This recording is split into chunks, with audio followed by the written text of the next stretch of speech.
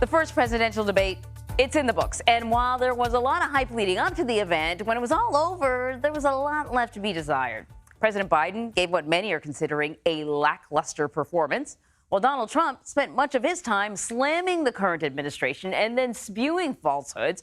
But neither spoke an awful lot about their policies moving forward amid attacks aimed at each other. The idea that somehow we are this failing country. I never heard a president talk like this before. I've never seen anybody lie like this guy. He lies. He raised a deficit larger than any president has in any one term. The only jobs he created are for illegal immigrants. It's been a terrible thing, what you've done. The fact is that the vast majority of constitutional scholars supported Roe when it was decided. He has not done a good job. He's done a poor job, and inflation's killing our country. So we do have a team of CBS News campaign reporters and correspondents joining us now to break it all down for us this morning. We're going to begin with Jarred Hill, though. Jarred, the big question is, will last night's performance by either of the candidates, will that actually move the needle?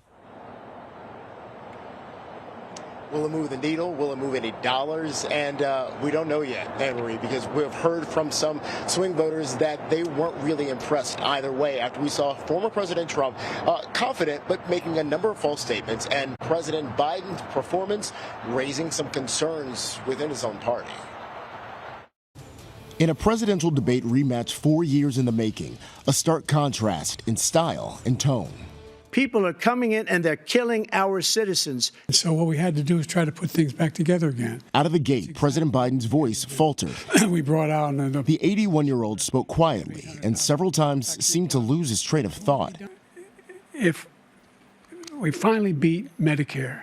Mid-debate, his campaign said he was fighting a cold. On January 6th, we were respected all over the world. Trump's performance was bombastic, but the 78-year-old's statements were frequently false. He's willing to, as we say, rip the baby out of the womb in the 9th month and kill the baby. The presumptive Republican presidential nominee also avoided answering many questions.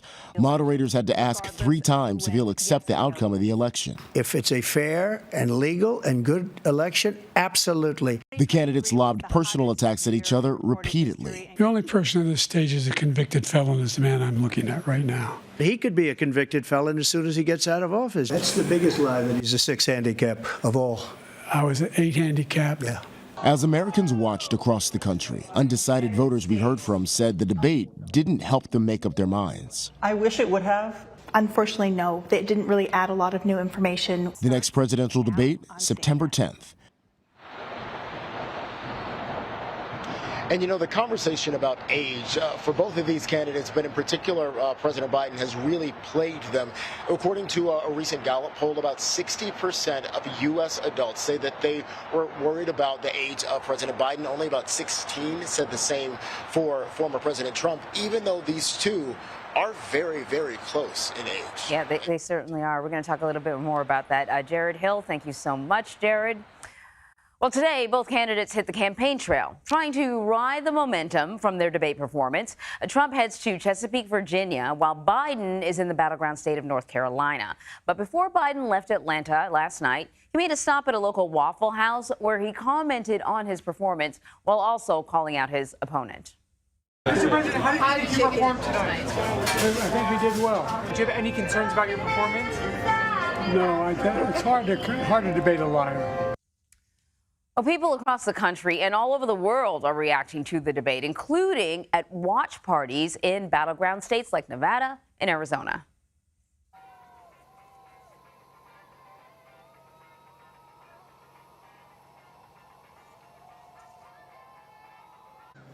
Good morning, Anne-Marie, and good morning to everybody. President Biden is expected to hold a rally here at the North Carolina State Fairgrounds in just a few hours, and his team was hoping that he would be flying high off of momentum from last night, but instead he is on the defensive with real concerns inside the party about his performance last night. And some Democrats even openly questioning whether it should be Joe Biden on the ballot come November.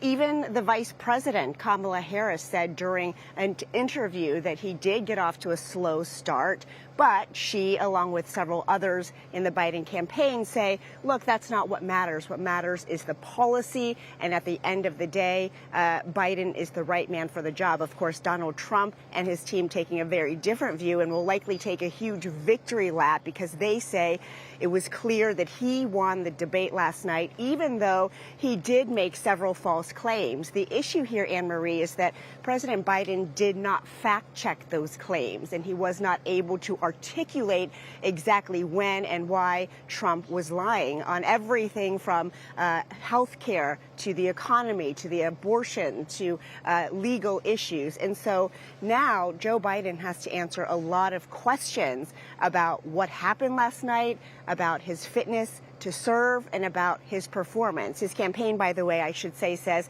that he has been battling a cold. Interestingly, we watched the debate in full with a group of voters here in this very critical swing state of North Carolina, and they were frustrated that they didn't hear more policy details from either of the candidates. And in fact, 3 of those voters were undecided, and they left last night saying that they are no closer to deciding who to support in November. Of course, there are still a few months away, but Anne-Marie, this is not exactly what the president's camp was hoping they would be talking about this morning. Back to you. Yeah, I bet. That was Weijia Jiang. Thank you so much. So for more debate analysis now, we're going to bring in campaign reporters Taurean and Olivia Rinaldi. They're standing by. So you guys have been actually following the 2 campaigns for months now. Taurean, I'm going to start with you and kind of springboard off of something that both Jarred and Weijia mentioned. You know, one of the things that the president and his allies were really hoping for was that he would have a commanding performance, something that would combat concerns over his age, like he did during the State of the Union address. But there were moments where he really seemed to lose his train of thought. I want to play a little sound. A solitary person eligible for what I've been able to do with the with the COVID. Excuse me, with dealing with everything we have to do with. Look, if. I think at one point Donald Trump even said, I'm not sure what he said at the end of that answer right there. How is the Biden campaign reacting to his performance, and what sort of messaging are they putting out now to combat some of the criticism? Well, Anne-Marie, like we just said there, a lot of Biden campaign officials, his surrogates, came out last night after the debate to acknowledge that in their minds he had a slow start. But what was unusual about their reaction or response to this was they traveled in a pack in the spin room. This is the post-debate area that press get an opportunity to talk to surrogates or campaign officials. And they kept their remarks fairly brief. They did maybe about a collective of 5 minutes time. But outside of individual hits for networks, they immediately left the floor, which left the spin room to effectively become Donald Trump's post-victory, debate victory spin room. So we've seen surrogates from Trump's team in there come out and say that Donald Trump was the victor here, all because Joe Biden's team didn't stick around much longer to talk to press. What we're hearing from some key surrogates from Team Biden, Senator Raphael Warnock said that, listen, he still believes that families acknowledge and recognize that Joe Biden has been better for them than Donald Trump. Governor Gavin Newsom also came out and said, regardless of what people are saying about whether or not he should be replaced based on his performance during last night's debate, they believe that Democrats should still coalesce around Joe Biden.